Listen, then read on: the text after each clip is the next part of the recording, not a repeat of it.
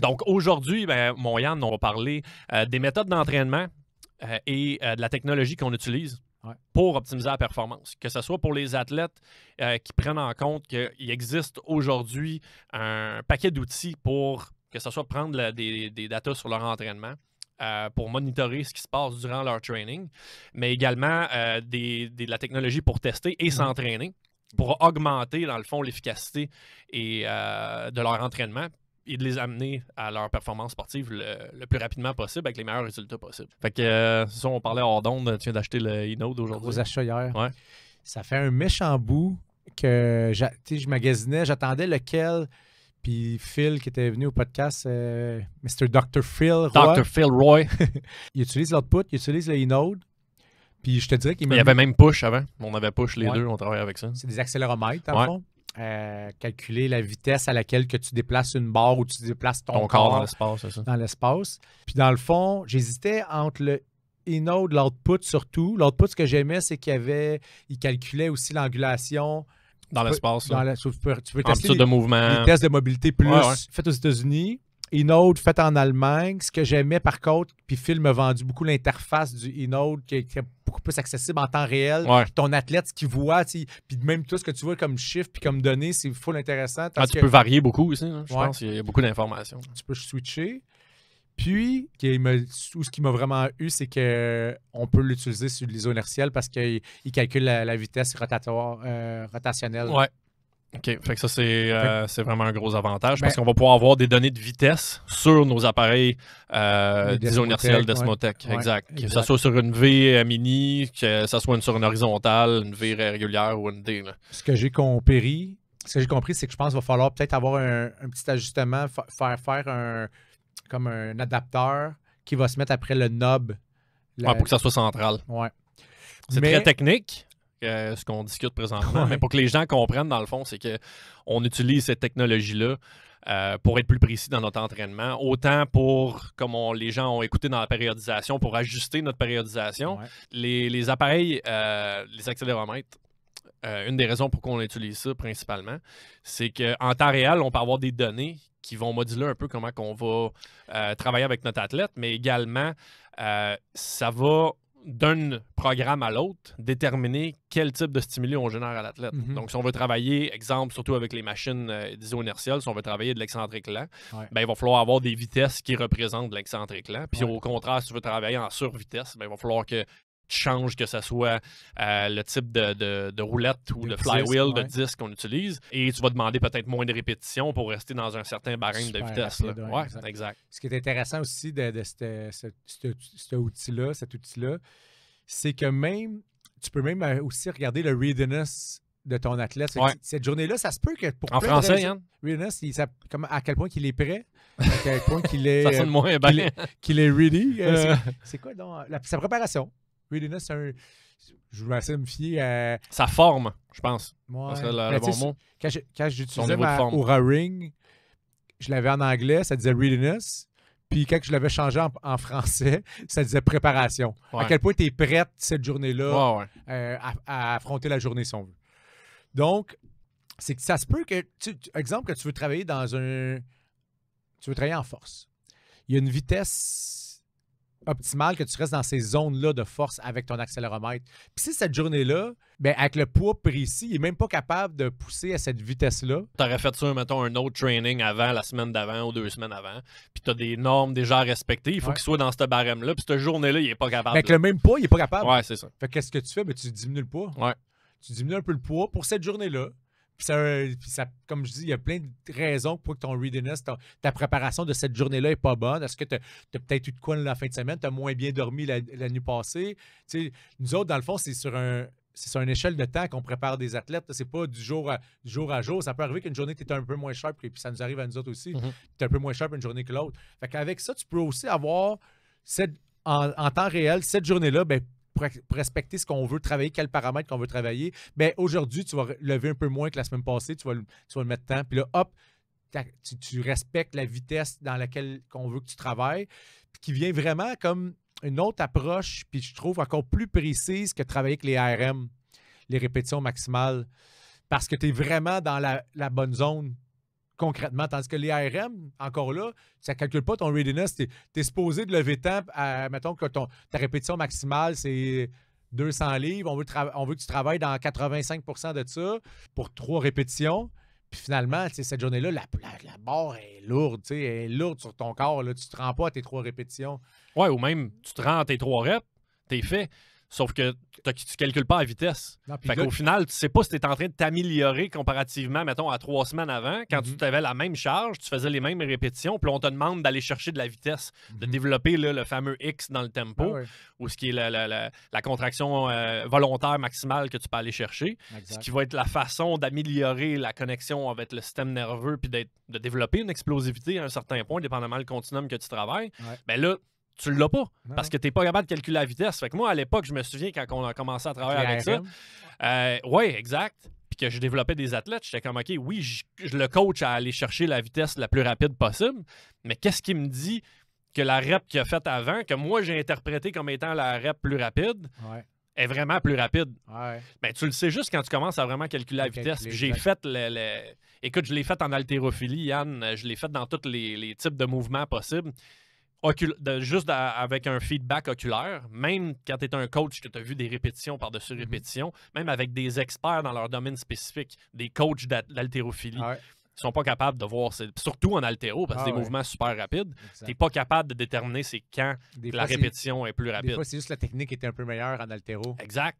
Oui, en plus. Fait que là, elle a l'air plus sharp, la rep, mais pas plus vite. Non, c'est ça. Exact. Non, c'est ça.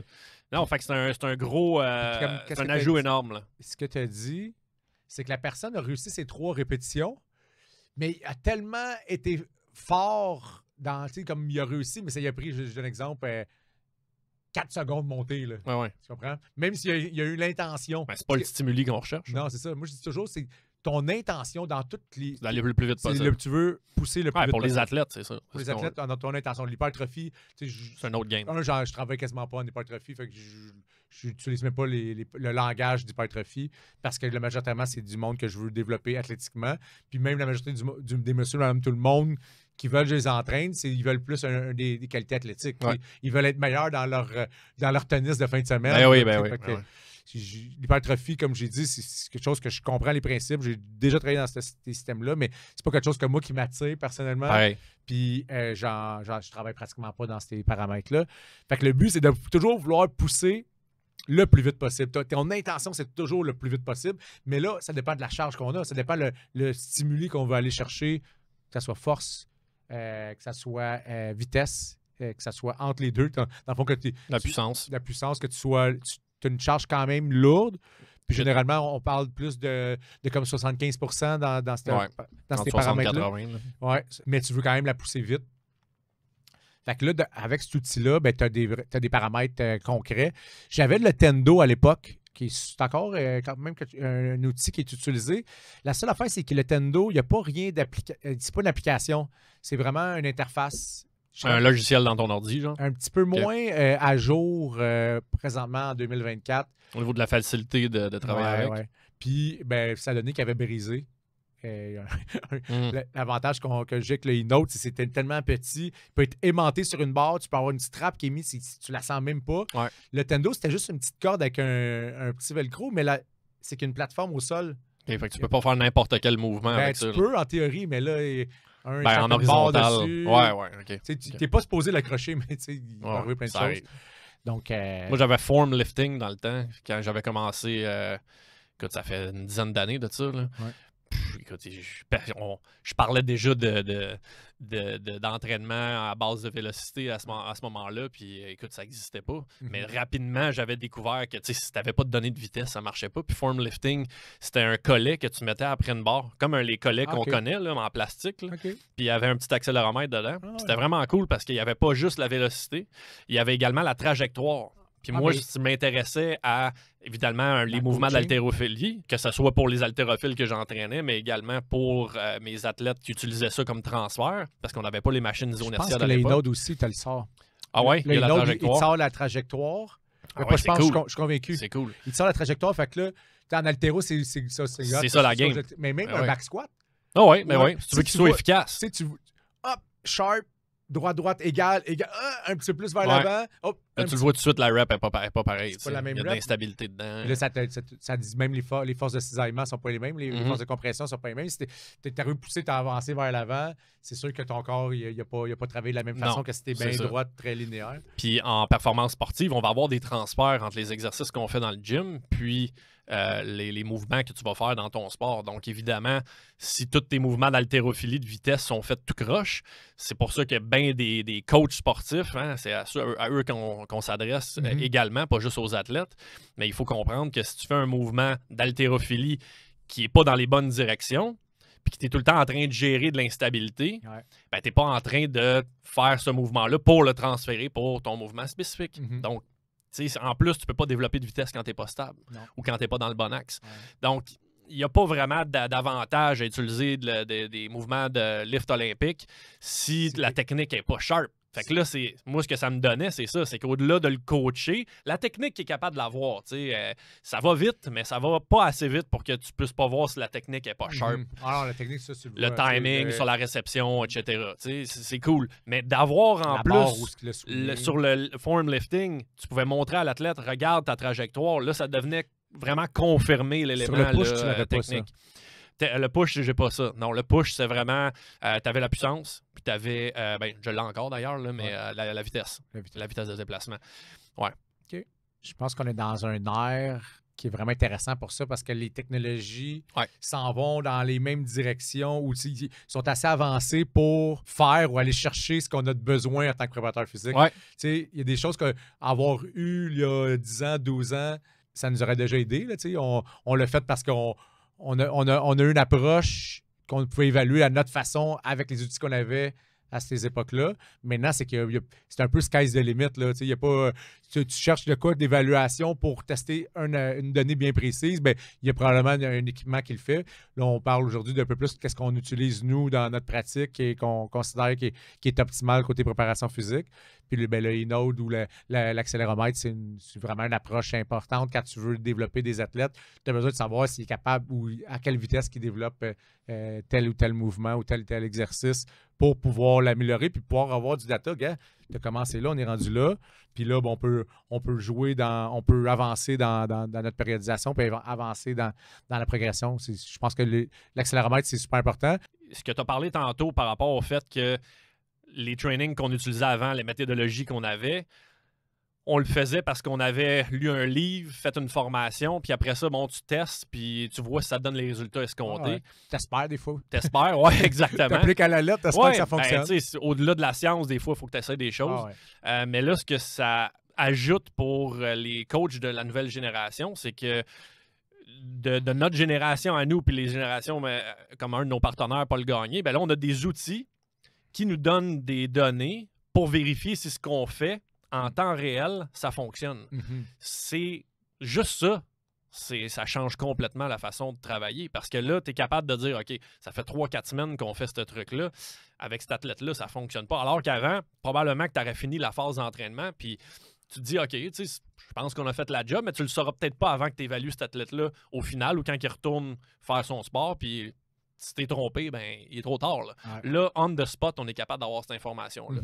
Donc, ça, ça devient un peu genre, on a comme démocratisé ce qu'on faisait à l'époque dans les universités, ce qu'on venait confirmer certaines techniques, certaines méthodes. Là, on peut avoir genre notre propre labo. Avec une recherche oui, avec des méta-analyses. Sur 8-12 semaines, 6 mois, 1 an. Puis là, ça prend des années avant que ça soit confirmé puis ça se rentre dans le monde réel où on entraîne des gens. Là, tu peux le faire en quelques jours, en quelques semaines, tu es capable de confirmer ça dans ton laboratoire chez vous. Ton propre laboratoire qui est ton centre d'entraînement, mon centre d'entraînement, tu peux être fait à la maison si tu veux. Mais Charles Poliquin, il disait, puis s'il avait raison à cette époque-là, je pense que ça je sais ce que tu vas dire. Je pense que ça l'a changé parce qu'on a plus d'outils pour le tester live. Est-ce que la science va le prouver tout de suite? Des fois pas, mais il disait souvent, si tu attends que la science prouve c'est ce qu'on a vu en terrain, en clinique. T'es 2 Jeux olympiques en arrière. Il disait pas 4? Ouais, ça se 16 ans. C'était 16 ans, c'était 4. Ouais, il aimait ça exagérer. 4 Olympiades en un arrière. peu, Charles. Ah ouais, 4 Olympiades.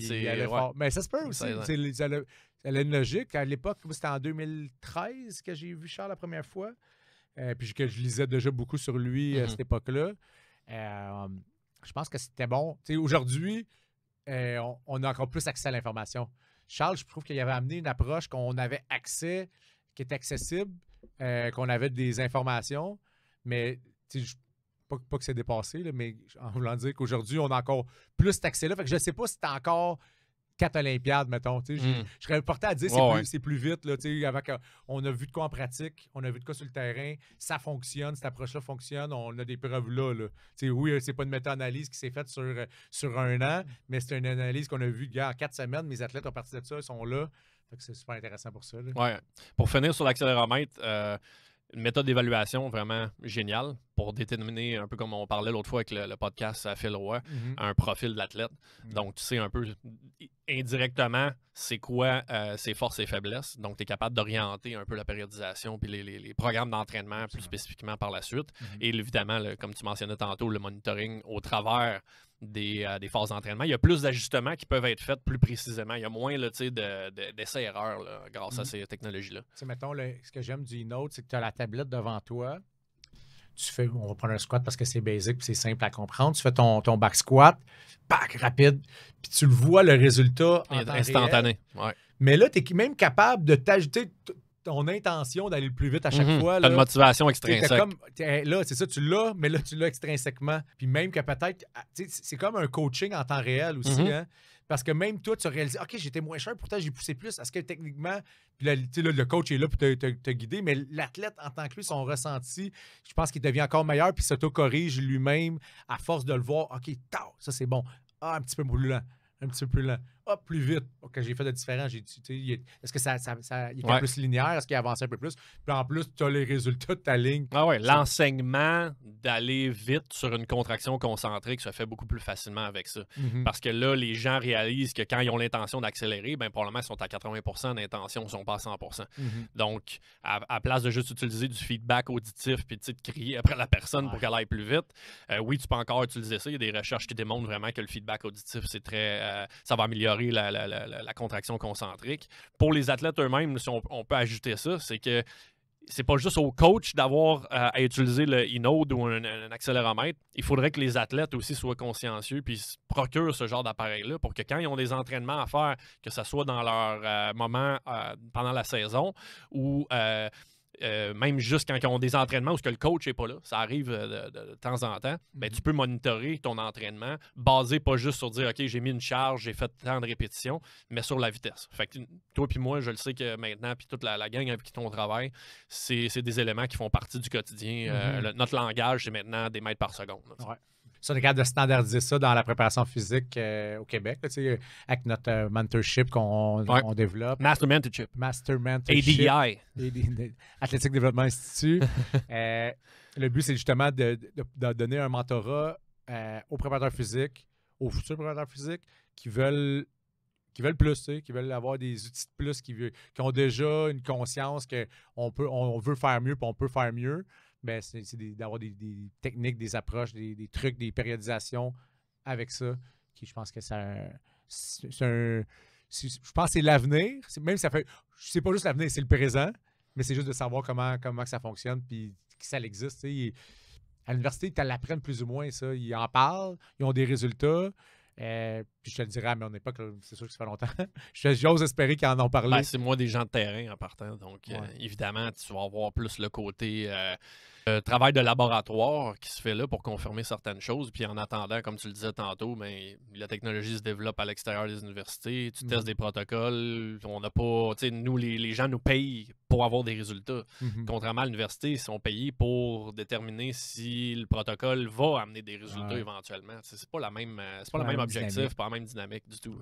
La fête du bâton, là, moi, je n'avais pas parlé avec Matt l'autre jour, puis c'est parce qu'il était endiablé, puis il parlait.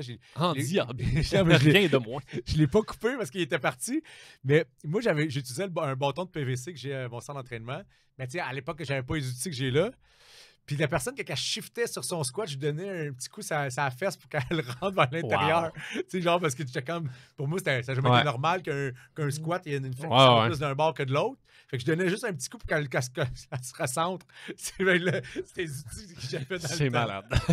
Fait que là, aujourd'hui, en tout cas. Tu t'es rendu loin quand même. Avec la posturo, puis ce qu'on voit finalement. Justement, tu t'en allais là tantôt, Biotonix. Ouais, c'est clair que ça va changer la game aussi. Là. C'est parce que le Biotonix, tu sais, c'est toujours une question de data, de concret en chiffres, ce qu'on voit qui est là dans l'amélioration de. Dans le fond, on fait une évaluation de posture. Nous, ça fait quand même plusieurs années qu'on utilise notre fameux test manuel. Fameux bilan postural manuel, qu'on voit déjà les déséquilibres. Par contre, avec le Biotonix, c'est comme on prend 3 photos avec l'intelligence artificielle, on a exactement la bascule, l'épaule est de combien en degrés, la hanche, la position des pieds au sol. La position du pied, ton centre de masse, ton plan sagittal, il est où? Fait qu'on a déjà toutes ces données-là qu'on peut. En 30 secondes, là, honnêtement. Là, ça prend 30 secondes là, avec la nouvelle application là, en ligne. Là. 30 secondes, prendre les photos. Puis, on a du concret dans la progression. Ouais. Fait que là, on peut voir, puis on peut le démontrer, puis c'est vraiment l'objectif, là, qu'on voit que quand l'athlète il est mieux balancé, mieux équilibré, moins déséquilibre postural, il est plus performant dans son jump squat, dans son squat, dans peu importe ce qu'il est en train de faire. Il y a moins de restrictions musculaires, il y a moins de restrictions articulaires. Il sent mieux. Mais là, c'est un outil qui est intéressant parce que là, à la limite, tu n'as même pas besoin d'avoir toutes les connaissances qu'on a en posturo pour prendre ce screen-là. Puis de voir dans ton approche après, est-ce que tu as une amélioration? Idéalement, c'est sûr que si tu appliques des concepts de posturo puis de neuro, tu vas en avoir parce que c'est le cerveau qui communique avec tes 600 muscles du corps. Si tu améliores cette communication-là, le corps est déjà mieux dans l'espace. Fait qu'on on a une donnée qui est quand même intéressante. C'est un peu dans notre approche, c'est quelque chose qu'on utilise parce que en partant même le client ou l'athlète, tabarouette, j'ai fait ça, mon 4 semaines ou mon 3 semaines d'exercice que tu me fais faire, là, que tu me fais faire mon exercice des yeux, puis mon glissement dorsal. Les semelles posturales. Puis les semelles, puis mon neurospike en dessous du pied. Colin, je suis plus balancé. Je suis plus balancé. Ouais. Là, tu as du data en temps réel. En réel qui vient pas juste de dire, OK, écoute, moi, je le vois, puis avec les mains, faire ressentir le client ce qu'on faisait avant. Mais là, avec cet outil-là, effectivement, ça vient confirmer un peu. Moi, je continue à faire les tests manuels. Moi aussi, parce que je veux, la technologie peut avoir des petites erreurs. C'est un système qui est quand même assez récent. Fait que je veux toujours m'assurer que ce que je vois sur la plateforme Biotonix, c'est ce que je vois en réel également. Mais ouais, écoute, c'est une folie, là, cette machine-là, parce que le plus dur dans l'approche posturale et de neurosciences, on en parle souvent dans nos podcasts, on en parle avec nos clients, c'est d'amener justement ce fameux client-là à faire ses 7-8 minutes d'exercice à la maison, porter sa semelle au quotidien. Moi, je suis plus vendeur que toi, je dis 5 minutes. Ouais, tu dis 5 minutes, mais ça dure 10 minutes. 5 minutes, après ça, je rajoute 2 fois par jour. C'est ça, exact. Fait que ça fait 10. Oui. Et le plus court que tu vas ramener ça, plus que tu vas avoir de... C'est parce que, tu sais, la fameuse approche, puis il y a beaucoup de monde que je connais là, qui ont été se faire traiter, puis comme je dis, je suis pas en train de parler contre aucune autre approche. C'est juste que si tu donnes un protocole d'exercice de rehab ou qui dure 20, 25, 30 minutes, qu'est-ce qui va arriver? C'est que la personne va peut-être le faire 1 jour, 2 jours, 3 jours, à moins d'avoir quelqu'un vraiment full motivé puis il est même assisté. Puis qu'il a vraiment mal aussi. Hein? Quelqu'un le regarde le faire. Il y en a qui vont le faire plus souvent, mais la majorité des gens lâchent, arrêtent de faire leurs exercices. Notre approche neuro, c'est qu'on veut que ça soit court, puis vu que le système nerveux, c'est hyper rapide comme réactivité, comme information qu'il donne au corps, mais tu n'as pas besoin d'être tant long pour avoir un stimulé. Il n'y a pas de grosse implication pour le client comme tel. Si tu dis 5 minutes, puis à la limite, des fois, je dis 5 minutes, c'est bon. Si tu le fais 2 fois par jour, tu vas encore plus de résultats. Là, pour 5 minutes, 2 fois par jour, je suis capable de le faire. 5 minutes, 2 fois par jour. Puis sinon, des fois, une journée que tu as eu moins de temps ou que tu n'as pas pensé, tu l'as fait une fois, tu as déjà des résultats. Puis on est confortable avec ça. T'sais. Mais tu sais, il faut rappeler aussi que la majorité des gens ont de la misère à prendre 1 minute pour se faire la soie dentaire le soir. Fait que c'est ce genre de clientèle-là qu'on a aussi. Oui, il y a des athlètes super motivés, mais il y a également la majorité des gens qui sont qui ont de la misère à ajouter une nouvelle routine dans leur vie, qui ont un temps d'attention sur les réseaux sociaux de genre ça diminue à chaque fois qu'il y a une nouvelle application qui rentre sur le système. Là. Je pense que TikTok, c'est quoi, 15 secondes, même pas? Ah, là, c'est rapide. Ben, donc, tu te ramasses avec la majorité des gens qui sont même pas prêts à investir un minimum de temps pour aller mieux. Fait qu'imagine quand on arrive, nous, avec des athlètes, puis le but, c'est même pas de corriger, exemple, des douleurs ou des déficits posturales qui sont si majeurs que ça, mais qu'au contraire, on va aller travailler, exemple, des trucs de motricité, des trucs de coordination, de temps de réaction, qui sont vraiment plus près de la performance que de la santé orthopédique. Mais au final, tu vas quand même faire les deux. Là. Mais là, ajoute un outil comme Biotonix, et là, tu as des chiffres au degré près, au millimètre près, dans tous les axes du plan de l'espace. Puis la vérité, c'est quoi? C'est que la posturologie puis la neuroscience appliquée pour la performance, le but, c'est que tu sois capable de combattre la gravité de façon plus efficace. Et si tu es capable de faire ça, toute action musculaire que tu veux faire au quotidien, ça inclut la position assise. Ah ouais. OK? C'est la position couchée. Tout ce que tu veux faire avec ton corps. Nomme n'importe quelle action, cligner des yeux, mastiquer, lancer une balle à 125, 130 km/h, tout ce que tu veux faire va s'améliorer. Donc, il faut nécessairement avoir accès à convaincre la personne en face de nous d'aller changer une petite habitude de vie qui va être de faire 5 minutes, comme tu dis, d'exercice, porter la semelle en dessous du pied. Et pour ça, avec le Biotonix maintenant, les gens qui nous écoutent, les coachs, c'est un outil pour prendre du data qui va avoir accès à changer, je pense, la vision même de l'entraînement carrément. Non, mais on en parlait l'autre jour, ça a déjà changé parce que la personne, juste de voir, aussi la technologie est intéressante pour ça, puis on est rendu à cette ère-là, c'est que le fait de voir des chiffres sur ta posture, puis de voir ton screen de photo, puis de voir que finalement ton plan sagittal est vers l'avant, ben ça te rend déjà plus consciencieux et être prêt à faire ces changements-là. Puis de comprendre ce que ça cause. Oui, c'est ça. Mais tu sais, mettons, généralement, les personnes que je testais avant Biotonix, la majorité étaient comme, OK, t'as raison, ils sont venus me voir déjà pour un malaise ou un inconfort. Ou les athlètes sont venus me voir parce qu'ils avaient entendu dire que son ami, il se sentait mieux, puis etc. Ça commence comme ça. Puis probablement le même principe. Fait que là, c'est du bouche-oreille, c'est là, l'athlète va mieux. Toi, tu le recommandes fortement parce que tu y expliques puis tu lui montres pourquoi ce que tu peux faire en posturo et en neuro va l'aider. Puis ils sont souvent let's go, on y va. Mais des fois, il y en a qui sont encore, comme ils ne comprennent pas trop, fait qu'ils sont pas prêts à aller de l'avant. Puis le fait de le voir visuellement, je trouve que ça l'implique que les gens comprennent un peu mieux. Ben, c'est parce qu'après ça, on dirait que tu peux plus être dans la négation. Tu peux plus dire, tu sais, la majorité des gens sont déséquilibrés ou tu t'es fait dire ça par d'autres thérapeutes que c'est normal que ta hanche soit plus basse. Moi, j'entends souvent ça. T'as probablement une jambe courte. Ben là, attends une minute, si ta jambe est plus courte, ça veut dire que l'épaule est en rotation puis ton œil qui bouge plus de la même façon des deux bords. Si ta jambe est plus courte, c'est pas si grave, c'est juste 5 mm. C'est pas si grave. Non, c'est ça. Tu vas être capable de le gérer. T'sais. On joue au millimètre près. Quand on fait des correctifs. Ben oui, parce que ça a un impact. Ça a un impact sur tout. Exact. Pourquoi des fois, les gens, il faut qu'ils comprennent, pourquoi que tu sens que tu es pris d'un côté versus l'autre? Parce que clairement, tu es en train de compenser musculairement. T'as pas les chaînes musculaires ne sont pas activées de la même façon. Pourquoi que ce muscle-là, il est raide, puis l'autre, il ne l'est pas? Puis c'est le même muscle, c'est juste qu'il y a un est d'un côté, l'autre, il est de l'autre côté. Mais c'est sûr que ça a un impact sur tes performances. Puis là, c'est toujours de ramener à ça un muscle qui est détendu, qui n'est pas restreint, qui est pas stiff, mais il est beaucoup plus performant. Puis là, ça rentre un peu plus dans la tête de cette approche-là. Mais c'est toujours de comprendre que 5 mm, peu importe que tu as entendu que c'était correct, c'est sûr que c'est pas correct. Il faut avoir une logique là-dessus. Même sans comprendre rien en euro. Je me dis... Ben, tu as une maison que la fondation est croche. Ta maison...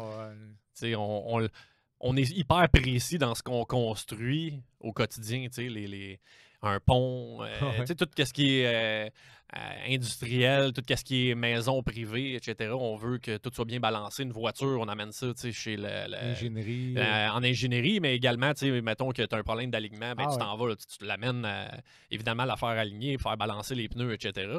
Quand ça arrive avec l'être humain, alors que tout pointe vers l'optimisation étant liée avec la symétrie dans tout ce qu'on construit et même dans le vivant lui-même, les animaux, les cellules, ben là, tout à coup, c'est comme si, parce qu'on retrouve beaucoup d'asymétrie sur le corps humain aujourd'hui, puis que c'est testé, puis les thérapeutes ou les gens qui sont dans la science voient ça comme résultat, c'est comme si c'était accepté. Ouais. C'est comme si c'était, ça c'est la norme, d'avoir une petite épaule plus basse, quoi que ce soit, c'est correct.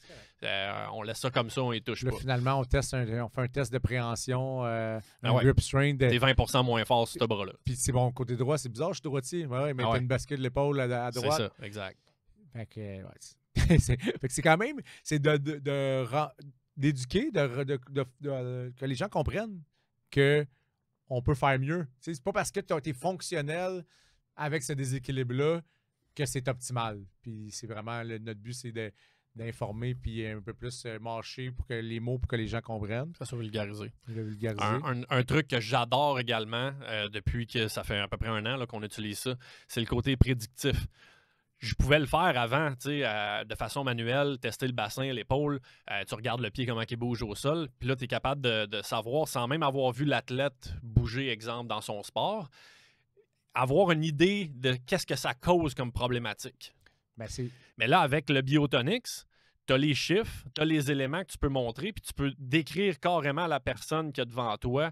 Puis souvent, moi, j'ai beaucoup de jeunes là, en bas âge avec leurs parents qui vont venir dans la session d'évaluation, puis j'insiste pour qu'ils soient là, pour qu'ils comprennent justement, c'est eux autres qui payent, qu'ils soient là.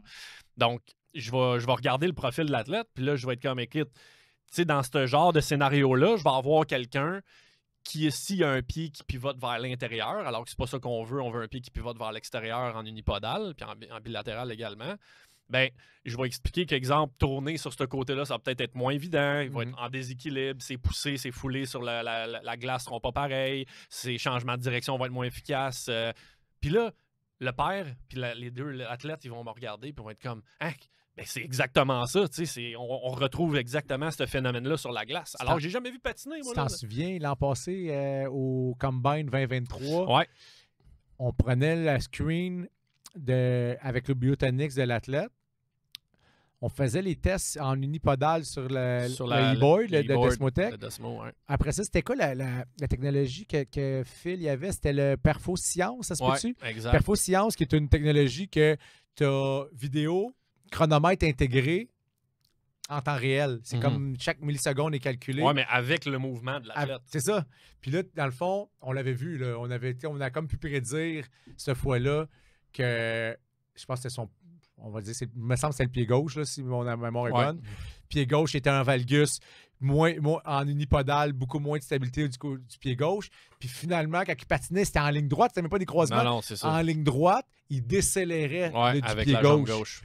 Fait que c'était quand même impressionnant parce que tu le voyais, la courbe faisait boum, boum. Elle montait, elle descendait, elle montait, elle descendait. C'est là qu'on les corrélats sont incroyables. C'est une folie, là, parce qu'après ça, si tu commences à entraîner ce jeune-là hors glace et sur la glace, là, les deux, ça ne change rien. Tu fais faire des squats, tu fais faire un paquet de mouvements, même si tu fais des mouvements unilatérales, là, tu fais des split squats, des lunges, un paquet d'exercices, même avec les Desmo qui sont super neuro. Si tu ne corriges pas le pied avec la semelle posturale, si tu ne développes pas des yeux qui bougent ensemble, un système vestibulaire autant efficace à droite qu'à gauche, tu vas entraîner un déséquilibre. Fait que tu vas rendre ce gars-là super fort, super explosif avec sa jambe droite, mais il va toujours décélérer avec la gauche. Puis probablement, plus tu vas avancer dans son développement, plus il va décélérer pour compenser avec son système. Plus son risque de blessure, il va être énorme. Oui, mais en plus, c'est parce que là, tu l'entraînes pendant 3, 4, 5, 6 ans. Il devient un cheval. Ouais, mais juste à droite. Un cheval déséquilibré. Oui, c'est ça. Fait que comment tu peux atteindre le maximum de ton potentiel si tu es tout le temps en train de compenser un déséquilibre comme ça? C'est un non-sens. Donc, pour nous, le Biotonix, ça vient ajouter l'élément de, OK, il faut commencer avec la fondation qui est la posturologie, qui est la neuro, de reconnecter le corps avec le système. Et après ça, ben là, on peut faire ce qu'on aime faire, c'est-à-dire s'amuser avec les accéléromètres et les autres outils qu'on a. C'est que dans le fond, ta base est solide. Là, après ça, on peut utiliser nos autres outils vraiment parce que là, si ta base est solide, sky's the limit sur où ce qu'on peut te rendre en tant qu'athlète. À la limite, c'est tes propres limites. Si tu es prêt à pousser, tu es prêt à t'améliorer, tu fais attention à ton lifestyle, tu dors bien, tu manges bien, tu te supplémentes bien, bien là, on a comme même pas de crainte que tu te blesses à l'entraînement. Non. Parce que là, t'es unleash. On a enlevé la laisse, let's go, vas-y, mon grand. Puis là, on peut utiliser les Desmotech qui est l'entraînement isonertiel qu'on a intégré ça depuis déjà 2 ans plus? 2 ans et demi? Ouais, ça fait plus bientôt que ça. 3, là. Ouais, bientôt 3. Moi, c'était un game changer dans la pratique, ça, c'est sûr. Parce que quand on comprend que c'est ta capacité à emmagasiner de l'énergie pour la réutiliser un peu, là, puis ce qu'on fait dans le sport, c'est quasiment tout le temps ça. C'est ta capacité à absorber l'énergie, changer de direction, réaccélère. C'est très, très, très neuronal aussi. Là. C'est très système nerveux parce qu'il faut que tu sois précis puis rapide en même temps, tout dépendant de le disque qu'on utilise. Si tu veux que ça soit un peu plus neuromusculaire ou tu veux que ça soit plus justement système nerveux, fascia, tendons, etc. Super efficace. C'est comme un outil de plus que je me dis, tu veux développer des athlètes, puis là, puis j'aime bien suivre Prentice, qui est aux États-Unis. Lui, il entraîne beaucoup de joueurs de hockey de la Ligue nationale. Puis, lui, clairement, il utilise ça. Là, Paul, justement, il a travaillé avec Prentice dans des formations, des séminaires souvent. Puis les deux viennent ont connecté avec Charles Poliquin à l'époque. Mais il y a quelques années, il était encore classique avec des barres, puis des dumbbells, puis de la pliométrie. Mais là, il a ajouté évidemment les Desmotech. Ben oui, c'est ajusté. Il prend les keybox. OK. Ouais, mais c'est plus proche pour chez eux. Un petit peu plus lent comme équipement. Mais il utilise quand même l'ISO inertiel pour optimiser les performances de ses athlètes.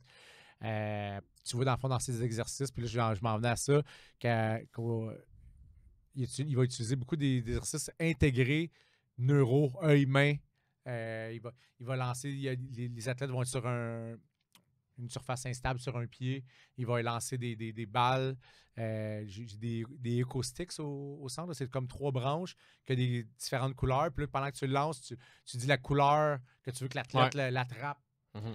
Fait qu'à ajouter des tâches cognitives, dans le fond, oui. à l'entraînement. Je veux dire, on est des strength coach et des préparateurs physiques. On est strength and condition. On fait une grosse partie. Là, on ne fait pas juste amener des athlètes plus forts et plus puissants. Là. Moi, je pense, c'est le même que je vois la préparation physique, puis je pense que c'est le même qu'elle devrait être amenée, c'est qu'on veut amener des athlètes plus complets. Puis pour ça, les tâches cognitives sont super importantes. Fait que là, c'est pour ça, j'aime bien ça. Puis là, après ça, je te ferai parler du tableau là, de NeuroTracker. Mais ce que j'utilise, moi, c'est pas du NeuroTracker, mais j'utilise les lunettes stroboscopiques. Que tu peux jouer un petit peu, pour comprendre, c'est stroboscopique, ça le dit, là, que tu vois pas. Ça, fait que tu peux jouer avec la vitesse aussi, mais là, on vient travailler du œil-main en même temps. Puis même à la limite, j'ai testé si on est un peu plus dans du ressenti, le fait que du proprioceptif, le fait qu'on enlève les yeux de l'équation. Dans certains mouvements, je trouve que puis même moi-même, je l'ai testé, là, je trouve qu'on est encore plus focus sur ton exercice en question.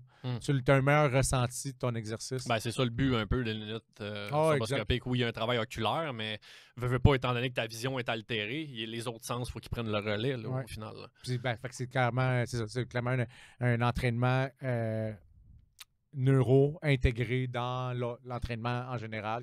Que moi, je l'intègre dans les exercices, soit des entre-drills, soit en début d'entraînement, que je veux vraiment activer le système nerveux au maximum.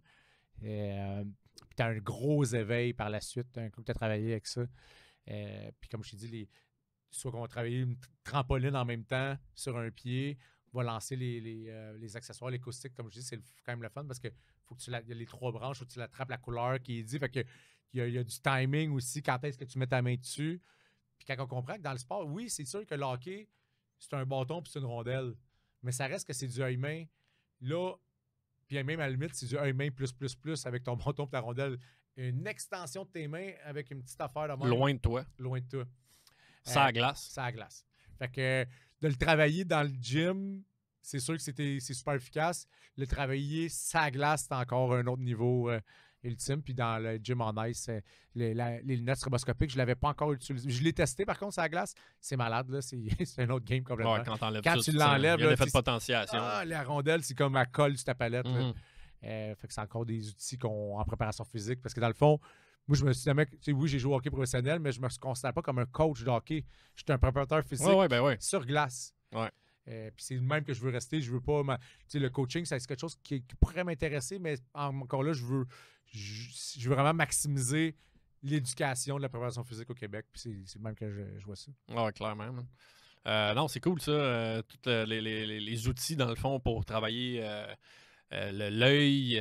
Bon, et après ça, c'est pas obligé nécessairement d'avoir des lunettes stroboscopiques. Tu peux, tu sais, si tu n'as pas l'accès à ça pour les coachs, il y a une façon de faire du œil-main puis de créer des difficultés au niveau oculaire pour avoir accès à faire ça. Tu peux être face au mur, le coach est en arrière de toi, il lance une balle au mur. Tu sais, en plus, c'est un drill sur un gardien de but qui va être fait. Mais un joueur de hockey un joueur peut bénéficier de ça. Parce que ça reste qu'il y a du œil-main, puis il y a du temps de réaction, puis il y a tout ça. Le gardien de but, c'est plus. Ouais. Mais ça reste que le joueur aussi a notre besoin. Ben, c'est plus parce qu'ils font déjà depuis plusieurs années maintenant, les gardiens de but, travers leur temps de réaction. Moi, écoute, j'en ai beaucoup de gardiens, je peux te le dire. Les autres, c'est naturel de les amener de faire des trucs neuro, puis souvent, on les déguise. Les trucs de coordination à main, je vais leur dire, ben ça, tu sais, c'est un drill de balle pour la coordination à main, mais tu sais, c'est un truc de fondation, dans le fond, qu'ils n'ont pas acquis, puis ça va me permettre de faire des trucs de performance éventuellement. Mais les joueurs, c'est plus difficile de les amener à faire ça parce que eux autres, ils se disent, moi, quand je vais sur la glace avec mon coach, mettons, pour les drills d'agilité de skills au niveau des mains, ben c'est là que je fais mon travail de coordination à main. Si tu les amènes à faire ça hors glace, la transition pour les amener là, c'est plus difficile. Moi, c'est ce que je trouve. Là. Mais après ça, peut-être avec des outils technologiques comme toi tu utilises, ça peut-être. Ben, ça les amène à un autre un petit stimuli. Là, ils voient les lunettes stroboscopiques, tu reçois les deux, trois premières balles que tu as, tu les attrapes pas. Là, tu es comme, OK, mon focus, il faut qu'il soit encore plus. Là, faut que je me force fort. Là. Puis là, hop, le deuxième round, il commence déjà à l'attraper un peu plus, il y en échappe moins. Hop, il y en échappe de moins en moins. Là, j'y lance plus vite. OK, là, je dis main gauche, j'y lance vers sa main droite. Fait qu'il faut qu'il y ait des choses comme ça. Puis là, tu périodises ta difficulté aussi là, sur un pied, sur une trampo, sur un sand dune que là, tu vas en alternance. Là, même que j'ai testé, c'est à Desmo. Quand même intéressant, là, c'est à Desmo. En même temps que tu fais ton squat, tu as des lunettes, il faut que tu attrapes des balles. Ben oui. Fait que là, on a de la technologie et des outils dans le centre d'entraînement avec des méthodes qui sont... On peut créer de la variation là, à l'infini pratiquement parce que dans le fond, c'est tout le temps qu'est-ce que tu essaies de générer comme adaptation à ton athlète, qui t'a devant toi, puis où tu veux l'amener. Après ça, tu peux jouer avec ces éléments-là. Comme tu dis, tu peux combiner certaines technologies ensemble. Moi, ce que j'aime beaucoup justement avec les appareils Desmotech, c'est que souvent, tu peux reproduire des mouvements spécifiques. Alors qu'à l'époque, je me souviens, quand on se faisait former, la spécificité d'entraînement où ce qu'on utilisait des câbles pour reproduire des mouvements de patin, sachant que la biomécanique nécessairement du mouvement n'est pas la même, puis que premièrement, tu es stable, tu n'es pas sur un patin. Déjà, de juste pas avoir le patin en dessous de toi, c'est pas la même dynamique.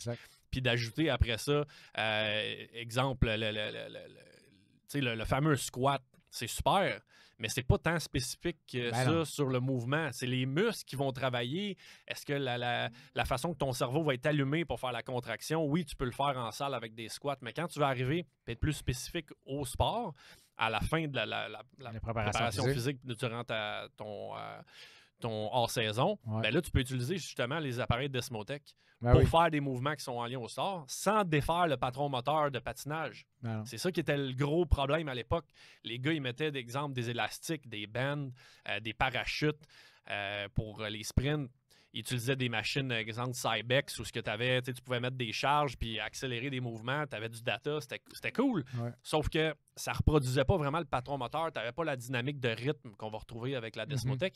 Et l'excentrique à haute vitesse, ben, je pense que c'est là que c'est un autre monde d'entraînement. Puis c'est pour ça que tu disais tantôt la Keybox aux États-Unis, super cool. Avec la courroie, ça reproduit pas mal le même mouvement, mais tu n'as jamais vraiment l'élément vitesse maximale que tu peux aller chercher avec les câbles que Desmo vont avoir. Tu n'as pas la réactivité. C'est pas aussi rapide. Hein? J'en ai deux qui boxent au gym avec les straps. Moi, je trouve que c'est intéressant sur la population générale. Oui, c'est ça. Parce que dans le fond, ça peut, ou à un débutant que tu veux initier à Desmo, que tu veux vraiment qu'il engramme le mouvement, puis que finalement, tu veux l'amener à le faire avec des perturbations beaucoup plus rapides, puis à la limite, il y a une petite instabilité de plus qui te demande beaucoup plus en tant qu'athlète. Parce que l'autre, c'est comme tu peux la prédire. Tu peux prédire la strap, le retour, etc. Fait que ton timing est moins... Après ça peut être intéressant pour générer beaucoup de wattage. Puis après ça, revenir sur une Desmo, puis là, tu es plus conditionné à faire des gros wattages, puis là, tu as des perturbations, tu gères mieux ça. Mais au final, le timing aussi est beaucoup plus facile, comme tu dis. Fait que ce que tu vas aller chercher quand tu utilises des appareils iso-inertiels, c'est justement cette quantité de variation de stimuli que tu peux générer avec un appareil. C'est sûr qu'il est plus cher à l'achat, mais au final, avec ce que tu vas avoir pour une Keybox, ton retour sur investissement va être bien plus grand avec la Desmo, parce que pour le double du prix, tu vas avoir beaucoup plus de stimuli que tu peux faire, sinon il va falloir t'acheter une autre machine pour faire la même chose qu'avec la Keybox. Exact. Surtout avec les V-Mini qui viennent de sortir présentement, tu peux attacher ça à peu près n'importe où. C'est vraiment malade. Tu peux l'attacher après les poteaux, sa glace. Tu t'es fait des supports, toi, d'ailleurs. Des exercices intégrés sur la glace. Que là, je l'appelle le McKinnon Drill, là, parce que McKinnon, comment il croise, il fait qu'une puissance incroyable. Je pense que c'est lui qui a le meilleur crossover dans le national. Là, tu peux le retravailler avec un timing, avec une petite résistance, mais qui n'est pas assez pour défaire tout ton pattern. Tu as la résistance assez pour travailler un peu plus, avoir une plus grande demande musculaire, mais qui te demande aussi un timing pour le faire, que tu peux pas te décoordonner. Décoordonner? Ouais. Décoordonner. Fait que tout ça pour dire que c'est des outils incroyables. Fait que c'est sûr que dans notre préparation physique, de réussir à amener ça sur la glace, c'est un plus. Puis je pense que on peut avoir des sujets de même n'importe quand, anytime. C'est pour ça que le master mentorship qu'on développe, c'est un petit peu pour aider les préparateurs physiques, les coachs, comment appliquer certains outils. Pourquoi avoir ces outils-là, cette technologie-là dans leur pratique, puis à quel point ils vont réussir à développer leurs athlètes en faisant comment ça. les structurer aussi logiquement. Tu peux avoir un paquet d'outils, un paquet d'appareils, des méthodes, mais comment tu organises ça? Fait que où tu le mets dans ta période. Où tu le rentres dans la périodisation, exact. À quel moment? Dépendant l'individualisation de l'athlète que tu as en face de toi puis la spécificité du sport, les demandes ne seront pas les mêmes. Puis c'est là que c'est souvent, moi, c'est là où j'ai eu de la misère en début de carrière. C'est j'avais un paquet d'outils, je mets ça où. Fait que, c'est clair que la partie technologique, il faut qu'elle soit rentrée dans une organisation. Il faut la comprendre dans son ensemble. Puis ce qui est cool, c'est qu'à 4, avec Paul puis Phil, on a chacun notre expertise avec les différents outils. Puis on va pouvoir vraiment créer quelque chose de global là, pour que les coachs puis les athlètes reçoivent le meilleur du meilleur. Yes. Hey, sharp ça, mon Yann. On wrap up là-dessus. Yes, sir. Ciao, man. Ciao.